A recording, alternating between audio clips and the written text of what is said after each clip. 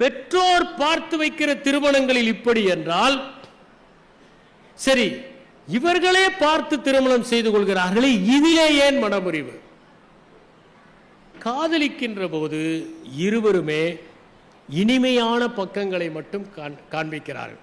எனக்கு மலர்கள் என்றால் மிகவும் பிடிக்கும், எனக்கு பறவைகள் என்றால் மிகவும் நேசம், ஒரு பூவை கூட நான் கிள்ள மாட்டேன், ஒரு புல்லில் மீது கூட நான் நடக்க மாட்டேன் என்று சொல்கிறார்கள். தினசரி அந்த பெண் கட்டி வருகிற சேலையினுடைய வண்ணத்தை கூட சொல்கிறார். இதையெல்லாம் பார்த்து அவள் அசந்து போகிறாள். ஆகா, எவ்வளவு பிரியம் என் மீது, இவ்வளவு மென்மையானவரா? மேன்மையான பக்கங்களை மட்டுமே காட்டுகிறார். அதை பார்த்து விட்டு அந்த பெண் நினைக்கிறாள், எவ்வளவு மேன்மையானவர். அப்படி நினைக்கிறாள். ஒரு கற்பனையான உலகத்தில் இருவருமே வாழ்கிறார்கள். சண்டை சச்சரவில்லாத, எப்போதும் நேசிக்கின்ற. ஒரு உதாரணத்திற்கு, கணவன் வீட்டிற்கு வருகிற போது அந்த பெண்மணி கதவின் பின்னால் நின்று கொண்டு பே காட்டியிருக்கிறார். அவன் பயந்து போய்விட்டான், கண்டபடி திட்டிவிட்டான். ஏனென்றால் அவள் இப்படியெல்லாம் நடந்தால்தான் இந்த திருமண வாழ்க்கை நன்றாக இருக்கும் என்று எங்கேயோ படித்து கொண்டு வந்து அதை செய்திருக்கிறார். இப்படி ஒரு கற்பனையான உலகத்திலே அவர்கள் வாழ்கிறார்கள். ஒரு புலன் மயக்கம், கல்யாணம் ஆகிற வரை ஒரு புலன் மயக்கம் இருவருக்கும் இருக்கிறது. அதனால் அந்த புலன் மயக்கத்தின் காரணமாக அவர்கள் எது செய்தாலும் அழகாக தெரிகிறது. கீட்ஸ் சொன்னார், a thing of beauty is a joy forever என்று. அது உண்மை அல்ல. நீங்கள் மகிழ்ச்சியாக இருக்கிற போது எல்லாம் அழகாக இருக்கிறது என்பதுதான் உண்மை. அழகாக இருக்கிற பொருட்களால் மகிழ்ச்சி அல்ல.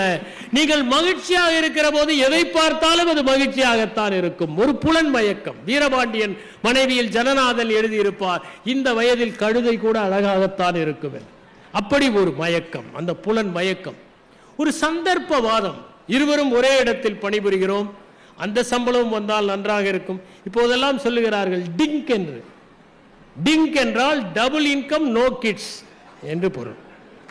இருவரும் சம்பாதிக்கிறார்கள், குழந்தைகள் இல்லை என்கிற ஒரு வரைமுறை இருக்கிறது. சந்தர்ப்பவாதத்தின் காரணமாகவும் அது ஏற்படுகிறது. இன்னொரு பக்கம் பார்த்தால் நடைமுறை வாழ்க்கையை பற்றி அவர்கள் புரிந்து கொள்ளாமல் இருப்பது. நடைமுறை வாழ்க்கை என்றால் என்ன? பொறுப்புகளை ஏற்றுக்கொள்ளாமல் இருப்பது. திருமணம் என்றாலே பொறுப்பு தான். கணையாடியிலே ஒரு கதை. இவன் கதை எழுதுகிறான், மனைவி வருகிறாள், நம் வீட்டில் அரிசி பருப்பு கூட இன்னும் வாங்கவில்லை, நீங்கள் அதற்குள் கதை எழுதுகிறீர்களா என்று வாங்கி அந்த காகிதத்தை கிழித்து எறிந்து விட்டான். இவன் இரவு படுத்துக்கொண்டு யோசிக்கிறான், நம்மை ஒருத்தி நேசித்தால் நம் கதைகளையே நேசிப்பாள், ஒவ்வொரு வரியையும் மனப்பாடம் செய்து எவ்வளவு அழகாக இருக்கிறது என்று சொல்லுவார். மருத்துவர் சிவகடாட்சம் அவருடைய மனைவி இன்னமும் சொல்லிக் கொண்டிருக்கிறார். அப்படி அவள் காதலிக்கிற போது சொல்லுவாள், எவ்வளவு என்னுடைய கவிதைகளை நேசிப்பாள், இப்போது ஒருத்தி இருக்கிறாளே, நான் எழுதுவதை கிடித்தல்லவா எறிகிறாள் என்று அவன் நினைத்து கொண்டு பிறகு அவனே ஆறுதல் அடைகிறான்.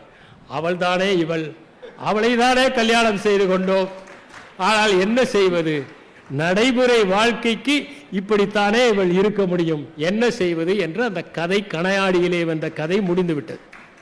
நடைமுறை வாழ்க்கையை சிந்திக்க வேண்டும். அதை போலவே இன்னமும் சமூக ஊடகங்களை பற்றி பார்த்து அவற்றையே நாம் நினைத்து கொண்டிருப்பது போன்றவையும் பல நேரங்களில் இந்த இணைந்தவர்களுடைய பிரிவையும் ஏற்படுத்தி விடுகிறது. இன்று அந்த நாளிதழிலே வந்ததைப் போல மனமுறிவுகள் ஏன் அதிகமாகி இருக்கின்றன?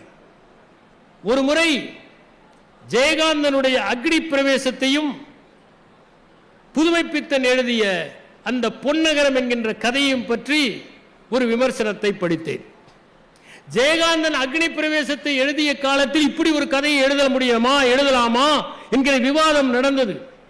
புதுமைப்பித்தன் கற்பு கற்பு என்று கதைக்கிறீர்களே ஐயா, இதுதான் ஐயா பொன்னகரம் என்று முடித்த அந்த 3 பக்க கதையில் அரை பக்கம்தான் கதை, மற்றவை எல்லாம் பொன்னகரத்தை பற்றிய வர்ணனை.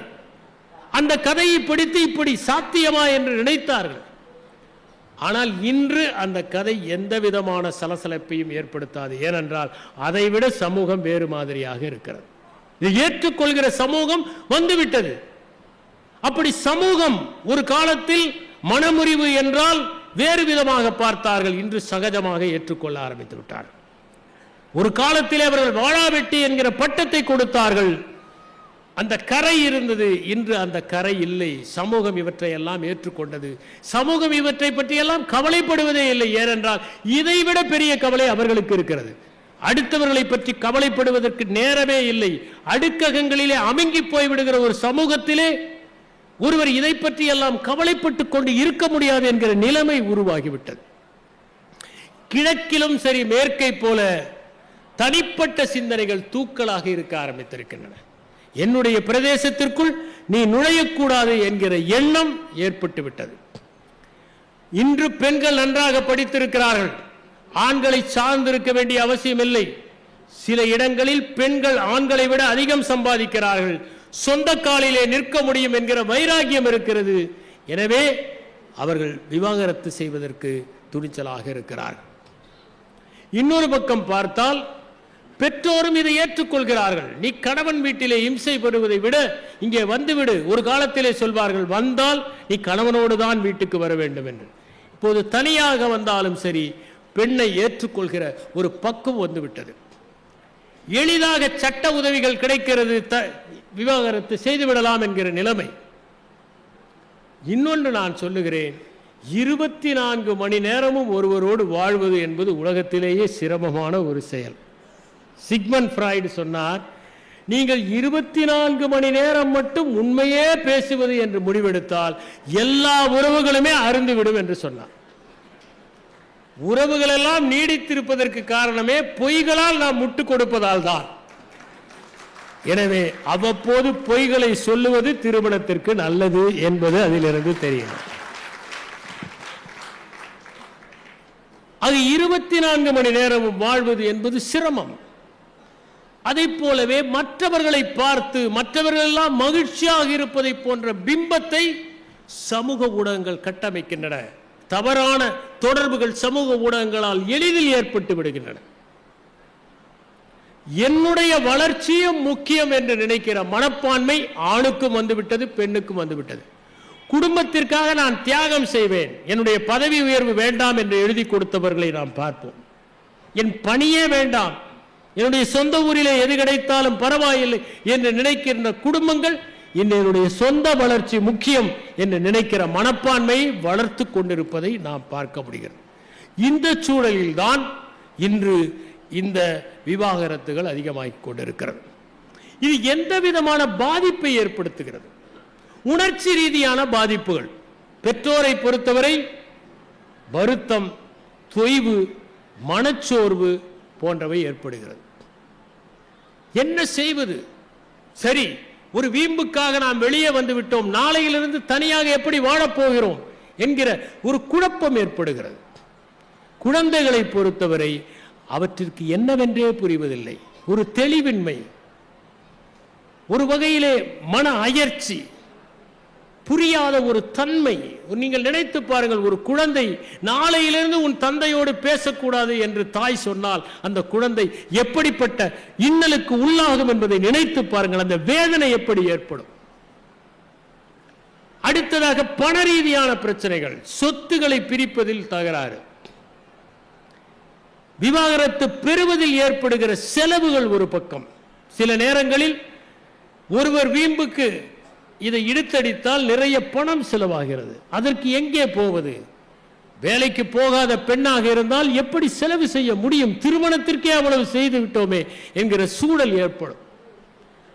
சொத்துக்களை வாங்குகிற போது இது என்னுடைய சொத்து என்று நினைத்து வாங்குவதில்லை. கணவன் நம்மோடு இருக்க போகிறாள், மனைவி நம்மோடு இருக்க போகிறார் என்கிற எண்ணத்தில் அந்த சொத்தை வாங்குகிறார்கள். இதிலே ஒரு சிக்கல்.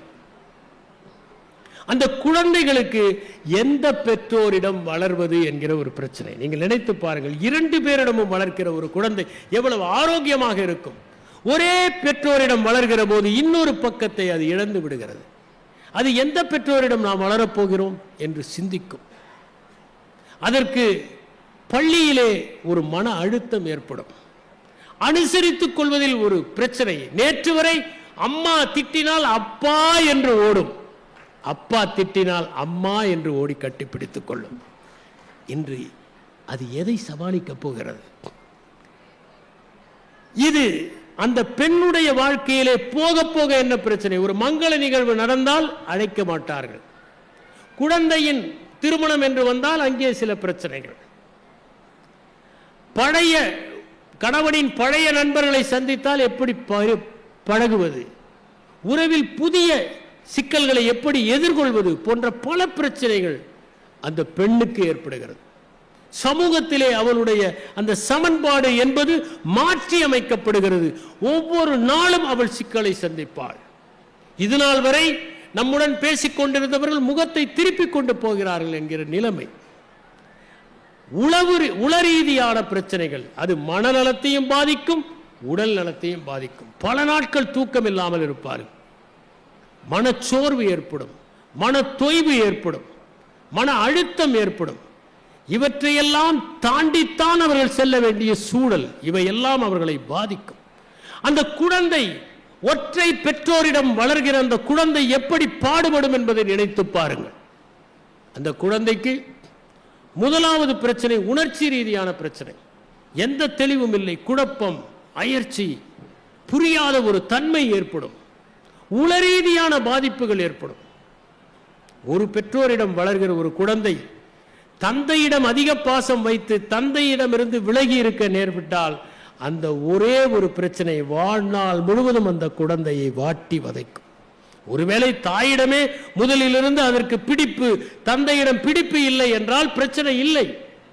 தந்தையிடம் சில குழந்தைகள் ஒட்டிக்கொள்ளும், பெண் குழந்தைகள் ஒட்டிக்கொள்ளும். சரி, தந்தையோடு இருந்து விடட்டும் என்று அந்த தாய் நினைப்பதில்லை. இங்கே தன்முனைப்பு, வீம்பு, நான் தான் வளர்ப்பேன் என்கிற பிடிவாதம். அப்படி வளர்க்கிற போது அந்த குழந்தை எதையோ பறிகொடுத்து திருவிழாவில் வீதியில் தொலைந்து போனதை போன்ற ஓர் எண்ணத்தோடு அது வாழும். இன்னொரு பக்கம் பார்த்தால் அதற்கு பள்ளியிலே அனுசரித்துக் கொள்வதில் பிரச்சனை, படிப்பில் பின்தங்குதல், சகமானவருடைய அழுத்தம். உங்க அப்பா என்ன ஆனார், வரவில்லையா? எல்லா பெற்றோரும் ஜோடியாக வருவார்கள் பள்ளியிலே நடக்கிற ஆண்டு விழாவிற்கு. இந்த குழந்தை மாத்திரம் அம்மாவோடு போகும், மற்றவர்கள் எல்லாம் கேட்பார்கள். அந்த கேள்வியை எப்படி எதிர்கொள்வது? இருவரும் இருந்தபோது பொருளாதாரம் நன்றாக இருந்தது, நன்றாக பார்த்து கொண்டார்கள். இப்போது பொருளாதாரத்தில் அடி, திறமைகளை கூர்தீட்டுவதில் பிரச்சனை, நேரத்தை அப்பாவிடமோ அம்மாவிடமோ கிடைக்கும். இப்போது அம்மா மட்டும்தான். அம்மாவோ இந்த குழந்தையை சமாளிப்பதற்காக பணிக்கு செல்கிறாள், சமைக்கிறாள், எல்லா வேலையும் பார்த்துக் கொள்கிறாள். அதனால் தனிமையிலே வாட்டப்படுகிற ஒரு சூழ்நிலை. இவையெல்லாம் அந்த குழந்தைக்கு உண்டாகும். சுந்தர ஆவுடைப்பன் அவர்கள் கூறியதைப் போல இல்வாழ்க்கையை பற்றி நம்முடைய இலக்கியங்கள் எல்லாம் உயர்வாக சொல்லி இருக்கின்றன. அதனால்தான் வையத்துள் வாழ்வாங்கு வாழ்பவன் வானுரையும் தெய்வத்துள் வைக்கப்படும். இந்த இல்லற வாழ்க்கையை ஒழுங்காக வாழ்ந்தாலே அது துறவரத்திற்கு சமமானது. அறமெனப்படுவது இல்வாழ்க்கை என்று திருவள்ளுவர் கூறுகிறார். இல்லறம் அல்லது நல்லறம் இல்லை என்று ஔவையார் குறிப்பிடுகிறார். ஒருவன் ஒரு பெண்ணை நேசித்தால் அவளுக்கு ஒருபோதும் வயதாவதே இல்லை என்று ராபர்ட் கிரீன் இங்கர்சால் குறிப்பிடுகிறார். நீங்கள் இருவரும் ஒருவரை ஒருவர் திருமணம் செய்து கொண்டால் ஒருவருடைய கோப்பையை மற்றவர் நிரப்புங்கள், ஆனால் அந்த கோப்பையிலிருந்து நீங்கள் குடிக்காதீர்கள். நீங்கள் இருவரும் நெருங்குங்கள், ஆனால் அந்த நெருக்கத்திலும் இடைவெளி இருக்கட்டும். எப்படி என்றால், ஒரு இசைக்கருவியில் அந்த நரம்புகள் பிரிந்து இருந்து இசையை எழுப்புவதைப் போல, ஒரு கட்டடத்தில் தூண்கள் எல்லாம் தனித்தனியாக இருந்து அந்த கட்டடத்தை தாங்குவதைப் போல உங்கள் சேர்க்கையிலும் சற்று பிரிவு இருக்கட்டும் என்றார் கலீல் கிப்ரான் திருமணங்களை பற்றி பேசுகிற போது. குட்டி இளவரசன் என்கிற புத்தகத்தை எழுதிய ஆண்டான் டே எக்ஸ்பெரே என்பவர் காதல் என்பது இருவரும் ஒருவரை ஒருவர் பார்த்துக் கொள்வதல்ல, ஒரே திசையில் பார்ப்பது என்று சொன்னார். ஒருவரை ஒருவர் பார்ப்பதல்ல, ஒரே பார்வையோடு ஒரே லட்சியத்தோடு இருப்பது என்று குறிப்பிட்டார். தொல்காப்பியர் கூட கூறுகிறார், பிறப்பே குடிமை ஆண்மை ஆண்டோடு உருவு நிறுத்த காமவாயில் நிறைவே அருளே உணர்வோடு திருவென முறையிற கிளர்ந்த ஒப்பினது வகையே என்று இருவரும் எப்போது ஒன்றாக இருப்பார்கள் என்பதை குறிப்பிடுகிறார். நாம் பார்க்க வேண்டியது என்னவென்றால், இந்த திருமணம் என்கின்ற அமைப்பு வெற்றி பெறுவதற்கு நாம் என்ன செய்ய வேண்டும் என்பதுதான். ஜான் காட்மேன் என்கிற ஒரு மனையியல் வல்லுனர் 7 ways to make a marriage work என்கிற ஒரு புத்தகத்தை எழுதியிருக்கிறார். அவர் வாஷிங்டன் பல்கலைக்கழகத்தில் லவ் லேப் என்கிற ஒன்றை தொடங்கியவர். அவர் 14 ஆண்டுகளாக 650 ஜோடிகளை உற்று கவனித்து பரிசோதனைகள் செய்தவர். பிரிந்து போகிற நிலையில் இருந்த பல பேரை சேர்த்து வைக்கிற பெருமையை அவர் செய்தவர். அவர் 2 பேர் 5 நிமிடம் பேசுவதை பார்த்தால் இவர்கள் சேர்ந்து வாழ்வார்களா பிரிந்து சென்று விடுவார்களா என்று சொல்லக்கூடிய அளவுக்கு நிபுணத்துவம் பெற்றவர். அவர் ஒன்றை சொல்லுகிறார், கணவனும் மனைவியும் கடைசி வரை பிரியாமல் இருக்க வேண்டும் என்றால் கணவன் மனைவி என்று இருக்கக்கூடாது, நண்பர்களாக வாழ வேண்டும் என்று கூறுகிறார். அதைத்தான் நம்முடைய தமிழ் இலக்கியம் கருங்கோல் குறிஞ்சிப்பூ கொண்டு பெருந்தேன் இழைக்கும் நாடனது நட்பே என்று கூறுகிறது. காதலே என்று சொல்லவில்லை, நட்பே என்று சொல்லுகிறது. நட்புதான் காதலுடைய உச்சம். எல்லா உறவுகளுக்கும் உச்சம் நட்புதான். அதனால்தான் நாம் என் தந்தை நண்பனை போல பழகுவார், என் கணவர் நண்பனை போல பழகுவார், என் அண்ணன் நண்பனை போல பழகுவார் என்று குறிப்பிடுகிறோம். கருங்கோல் குறிஞ்சிப்பூ கொண்டு பெருந்தேன் இழைக்கும் நாடனது நட்பே என்று அவர் குறிப்பிடுகிறார். நீங்கள் ஒருவருக்கொருவர் குறைகளை சொல்லலாம், விமர்சிக்காதீர்கள், குத்தலாக பேசாதீர்கள், ஒருவரை ஒருவர் தாழ்த்தி பேசாதீர்கள், நீங்கள் பெயர் சொல்லி அழைக்காதீர்கள். நமக்கு கோபம் வருகிற போதுதான் உள்ளே ஒளிந்து கொண்டிருப்பதெல்லாம் வரும்.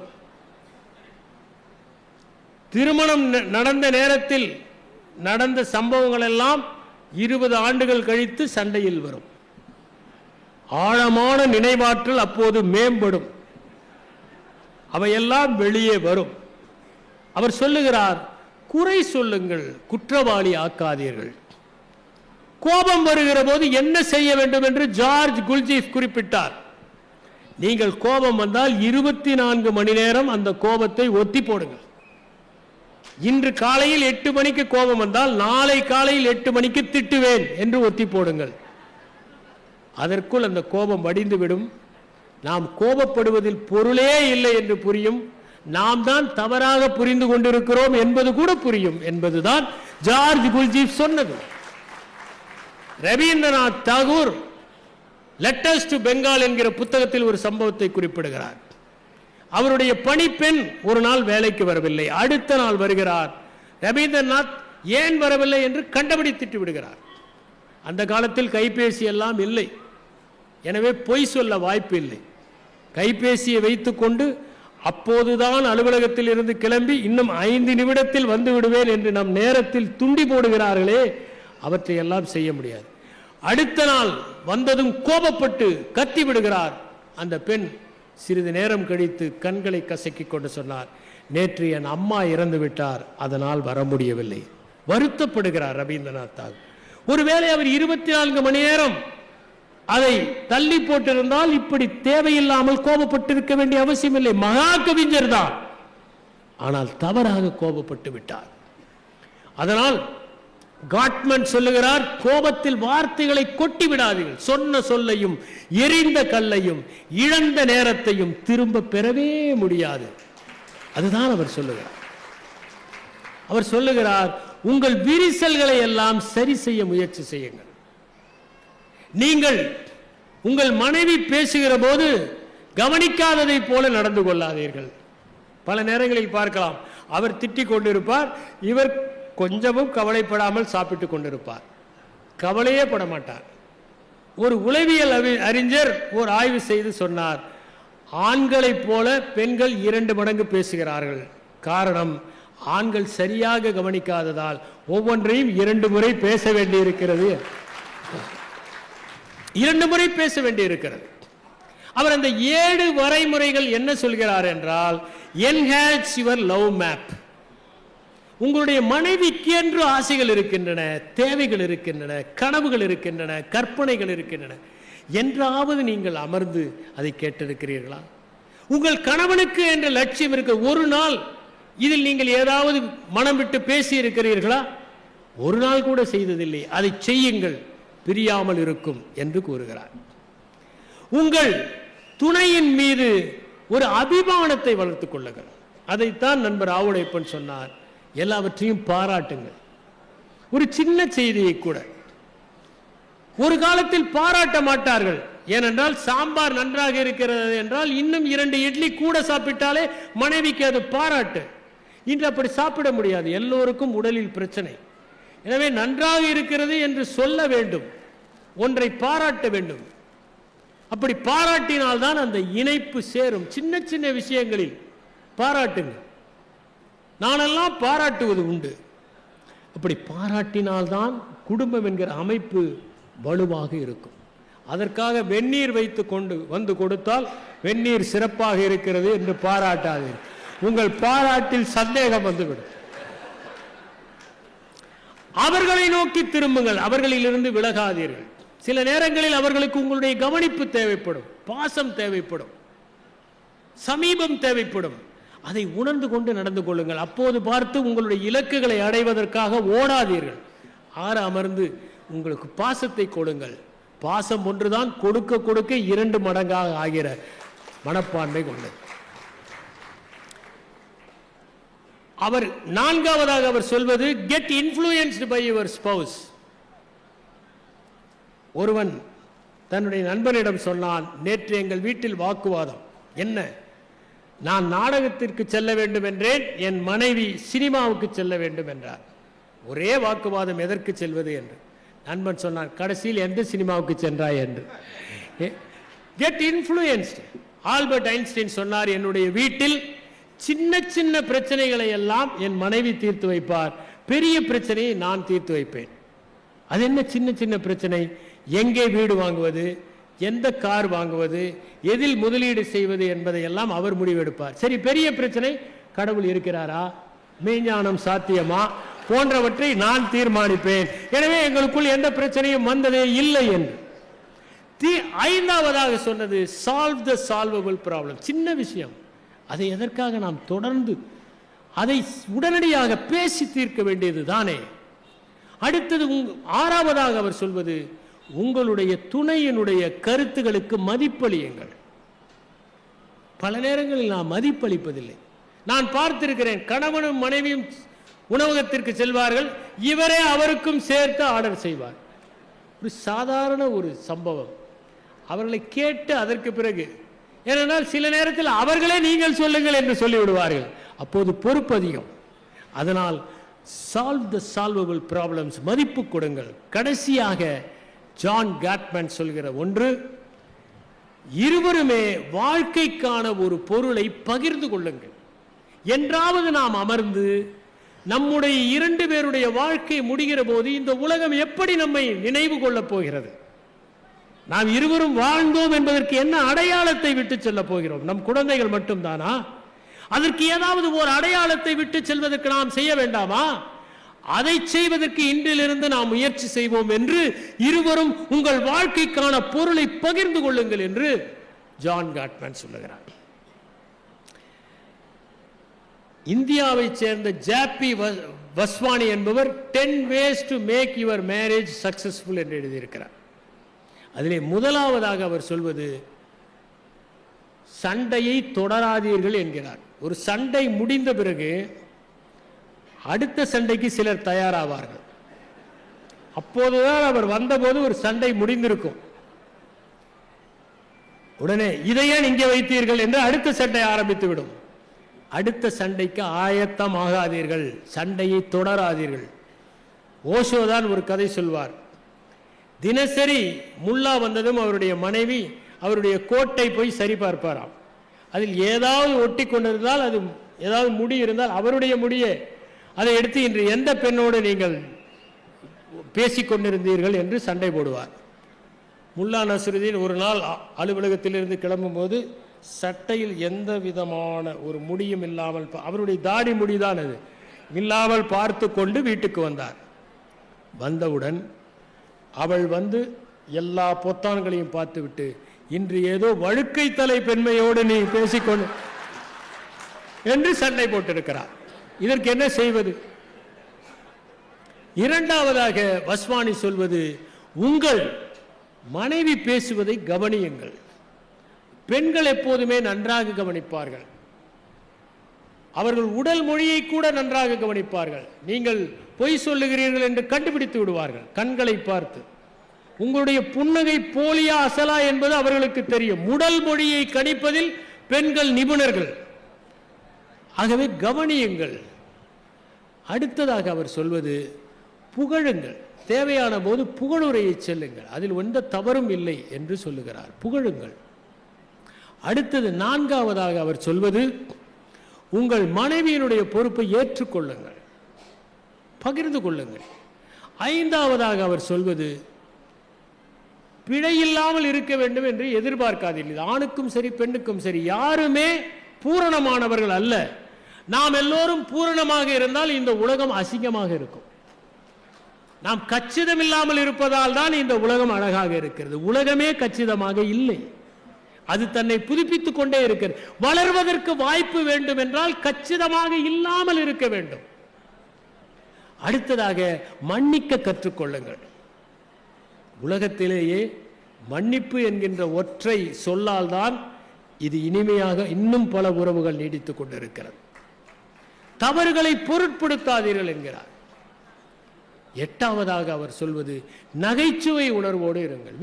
வீடு என்றால் ஒருவரை ஒருவர் கேலி செய்வது, நகைச்சுவையோடு பேசுவது, வீட்டிலே சிரிப்பு சத்தம் ததும்ப வேண்டும். ஒருவருடைய வீட்டிலே சிரிப்பு சத்தம் ததும்பினால்தான் அவர்கள் மகிழ்ச்சியாக இருக்கிறார்கள் என்று பொருள். நகைச்சுவை உணர்வோடு இருங்கள். அடுத்ததாக அவர் சொல்வது, நீங்கள் சமத்தன்மையோடு இருங்கள். இருவரும் சமமாக ஒருவரை ஒருவர் கவனித்துக் கொண்டு அன்பாக இருங்கள். பத்தாவதாக அவர் சொல்வது, துயரத்திலோ கவலையிலோ நீங்கள் மிகப்பெரிய பங்கை வகியுங்கள். அந்த நேரத்தில் தான் நமக்கு துணை தேவைப்படுகிறது. மகிழ்ச்சியாக யார் வேண்டுமானாலும் இருக்கலாம், நண்பர்களோடு மகிழ்ச்சியாக இருக்கலாம். ஆனால் சாய்ந்து கொள்வதற்கு ஒரு தோள் துயரத்தின் போது தான் தேவைப்படுகிறது. அதனால்தான் ஒரு நண்பன் கேட்டான், என்னுடைய உடலிலேயே உனக்கு பிடித்த உறுப்பு எது? அவனுடைய நண்பன் சொன்னான், உன் கண்கள் மிகவும் அழகு, ஆனால் எனக்கு அதை பிடிக்கவில்லை. உன்னுடைய கன்னம் செழுமையானது, அதை எனக்கு பிடிக்கவில்லை. இனிமையான சொற்களை சொல்லுகிற உன்னுடைய உதடுகள் அழகானவை, அவற்றையும் எனக்கு பிடிக்கவில்லை. உன் விரல்கள் ஓவிய விரல்கள், அது எனக்கு பிடிக்கவில்லை. திரண்ட தோள்கள், அதையும் எனக்கு பிடிக்கவில்லை. பிறகு எதுதான் உனக்கு பிடிக்கிறது? நான் சோகமாக இருக்கிற போதெல்லாம் உன்னுடைய தோள்பட்டையிலே சாய்ந்து கொள்ளுகிறேனே, அதுதான் எனக்கு அதிகம் பிடித்துக் கொண்டிருக்கிறது. அப்படி அதிகம் பிடித்துக் கொண்டிருக்கிறவராக கவலையின் போது, துயரத்தின் போது நீங்கள் இருக்க வேண்டும். திருமண வாழ்க்கை மகிழ்ச்சியாக இருக்க வேண்டும் என்பதற்கு இருவரும் சேர்ந்து முயற்சி செய்ய வேண்டும் என்பதைத்தான் ஜே.பி. வஸ்வானி சொல்லுகிறார். ஒருவர் தன்னுடைய நண்பரிடம் சொன்னார், நானும் என் மனைவியும் 20 ஆண்டுகள் மகிழ்ச்சியாக இருந்தோம், அதற்கு பிறகு திருமணம் செய்து கொண்டோம் என்று சொன்னார். திருமணம் செய்து கொண்ட பிறகு மகிழ்ச்சி போய்விட்டது. ஒருவர் இருந்தார், இறந்து போனதும் அவருடைய மனைவி அவரை கொண்டு போய் கல்லறையிலே புதைத்துவிட்டு லிவ் இன் பீஸ் என்று எழுதி வைத்து விட்டு வந்தார். அதற்கு பிறகுதான் அவர் சொத்து எதையும் தன் பேருக்கு எழுதி வைக்கவில்லை, அனாதை ஆசிரமத்திற்கு எழுதி வைத்து விட்டார் என்ற தகவல் தெரிந்து போய் கல்லறையை அவசரமாக திருத்தினார். Live in peace till I come என்று திருத்தினார். நான் வரும் வரை அமைதியாக இருங்கள், நான் வந்த பிறகு அங்கேயும் உங்களை பார்த்து கொள்ளுகிறேன் என்று. நான் ஒரு பெண்ணை பார்த்து கேட்டேன், உங்களுடைய திருமண மோதிரத்தை தவறான விரலிலே போட்டிருக்கிறீர்களே ஏன் என்று. நான் தவறான நபரை திருமணம் செய்து கொண்டேன், அதனால் தான் என்று குறிப்பிட்டார். கணவனும் மனைவியும் ஒரு திரையரங்கத்திற்கு சென்றார்கள். அங்கே அந்த மனைவிக்கு தன் கணவன் தன் மீது அன்பு செலுத்தவில்லை என்கிற ஆதங்கம். அங்கே திரையிலே கணவன் விழுந்து விழுந்து மனைவியை கவனிப்பதை பார்த்து அவள் கேட்டாள், அவன் எவ்வளவு அன்பு செலுத்துகிறான் பாருங்கள். அதற்கு அவன் சொன்னான், அது நடிப்பு, பணம் வாங்குகிறான், அதனால் அப்படி அன்பு செலுத்துகிறான். அவர்கள் உண்மையிலேயே கணவன் மனைவி என்று சொன்னதும் இவன் சொன்னான், அவன் சிறந்த நடிகராக இருக்க வேண்டும், இதை நான் ஒத்துக்கொள்கிறேன் என்று. இப்படி நான் எப்போதுமே ஒன்றை எல்லோரிடமும் சொல்வது உண்டு. திருமணமாகிறவரிடம் சென்று 30 நாட்கள் அல்லது 30 ஆண்டுகள் என்பதுதான் நான் சொல்வது. நீங்கள் திருமணமானதும் 30 நாட்கள் உங்களுடைய துணை எதை செய்தாலும் அமைதியாக இருந்தால், ஏற்றுக்கொண்டால், அதற்கு பிறகு 30 ஆண்டுகள் உங்களுக்குள் எந்த விரிசலும் வராது. ஏன் வராது என்றால், அதற்குள் நீங்கள் உங்களுக்குள் ஒருவர் புரிந்து கொண்டு நடக்க ஆரம்பிக்கும். இந்த முதல் 30 நாட்கள் தான் முக்கியமானவை. அப்போது எந்த பிணக்கு வந்தாலும், தகராறு வந்தாலும் காலமெல்லாம் நீடித்து நிற்கும். ஏனென்றால் நான் சொன்னதைப் போல 24 மணி நேரம் ஒருவரோடு வாழ்வது என்பது மிகவும் சிரமம். சூடாமணி என்கின்ற அற்புதமான எழுத்தாளர் மணவிளக்கை பற்றி 2 கதைகள் எழுதியிருக்கிறார். ஒன்று பூமியினும் பெரிது என்பது. கேசவன், சந்தியா என்கிற இருவர் திருமணம் செய்து கொள்கிறார்கள். 5 ஆண்டுகள் ஆயின. கேசவன் கடிதம் எழுதுகிறான், அன்புள்ள சந்தியா, நானும் நீயும் திருமணம் செய்து கொண்டோம். இந்த நானும் திருமணம் மகிழ்ச்சியாக இருக்கும் என்று தான் நினைத்தேன். ஆனால் இந்த 5 ஆண்டுகள் ஒரு நாள் கூட நான் மகிழ்ச்சியாக இல்லை. என்ன பிரச்சனை? நான் கடவுளை நம்பவில்லை, நீ கடவுளை நம்புகிறாய். இது ஒரு பிரச்சனையா? இதற்காகவா நமக்குள் பிணக்கு? அதனால் இனிமேல் நாம் சேர்ந்து வாழ முடியாது. காலை 5 மணிக்கு வருகிற மெயிலில் நான் ஏறி உன்னை பிரிந்து செல்ல போகிறேன் என்று கடிதத்தை எழுதி முடித்தான். வெளியே வருகிறான். அதற்குள் சந்தியா ஒரு கடிதம் எழுதுகிறாள். அன்புள்ள கணவரே, உங்களுக்கும் எனக்கும் ஒரு நாள் கூட மகிழ்ச்சி இருந்ததில்லை. கடவுள் நம்பிக்கையே இல்லை என்றால் வாழ்க்கையில் என்ன நம்பிக்கை தான் இருக்க முடியும்? நாம் சேர்ந்து வாழ்வதில் பயனே இல்லை. அதனால் நான் இன்று காலையில் வருகிற மெயிலில் என்னுடைய தலையை கொடுத்து உயிரை விடப் போகிறேன். இதுதான் நான் கடைசியாக எழுதுகிற கடிதம் என்று கடிதத்தை எழுதி முடித்து விடுகிறேன். இருவரும் ஒன்றாக வெளியே வருகிறார்கள் மெயிலுக்காக. அப்போது ஏதோ கதவு தட்டப்படுகிற சத்தம். திறக்கிறார்கள்.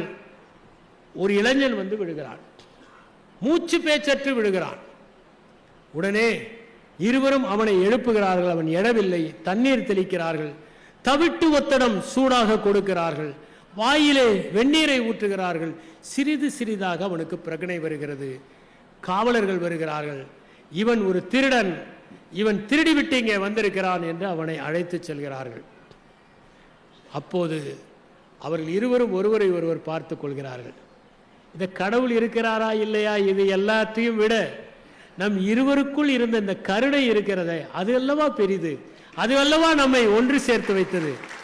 இதை விட பெரிது என்ன இருக்க முடியும்? இது பூமியை விட பெரிதல்லவா என்று அவசர அவசரமாக ஓடி தங்கள் கடிதத்தை கிழித்து போடுகிறார்கள் என்று சூடாமணி எழுதியிருப்பார். இன்னொரு கதை, இன்னொரு முறை என்கிற ஒரு கதை. அதிலே மேனகா அருணகிரி என்பவர், மேகலா அருணகிரி இருவரும் ஒருவருக்கொருவர் அனுசரித்துக் கொள்ளாமல் பிரிந்து சென்று விடுகிறார்கள். காரணம், அருணகிரிக்கு ஒரு பொசசிவ்னஸ். அவளை குறை சொல்லிக் கொண்டே இருக்கிறான். அவள் எதை உடுத்தினாலும் மற்ற ஆண்கள் பார்ப்பதற்காகத்தான் உடுத்துகிறாய். உன்னுடைய சோசியல் சர்வீஸ் நண்பர்களிடம்தான் நீ இணக்கமாக இருப்பாய், அவர்களுக்குத்தான் சூடாக காப்பி கொடுப்பாய் என்றெல்லாம் சொல்கிறான். பாலு என்கின்ற ஒரு நல்ல மனிதர் அவர்களிடம் சமரசம் செய்து வைக்கிறார். ஒரு பேனாவை 2 பேருடைய பெயரையும் போட்டு பரிசீலிக்கிறார். அதற்கு பிறகு அவர்கள் சேர்ந்து வாழ ஆரம்பிக்கிறார்கள். இப்போது அவன் எது சொன்னாலும் சரி என்று முடிவெடுத்து விடுகிறான். அவனுக்கு பட்சணம் கொடுக்கிறாள். காப்பி வேண்டும் என்கிறாள். ஓடிப்போய் போட்டுக் கொண்டு வருகிறாள். ஏன் முதலிலேயே கொண்டு வந்திருக்கலாமே? அவளுக்கு ஞாபகம் வருகிறது, ஒரு முறை இப்படி கொடுத்ததற்கு உன்னுடைய நண்பர்களுக்கெல்லாம் சூடான காப்பி கொடுப்பாய், எனக்கு மட்டும் ஆயிப்போய் கொடுப்பாயா என்று அவன் திட்டியது.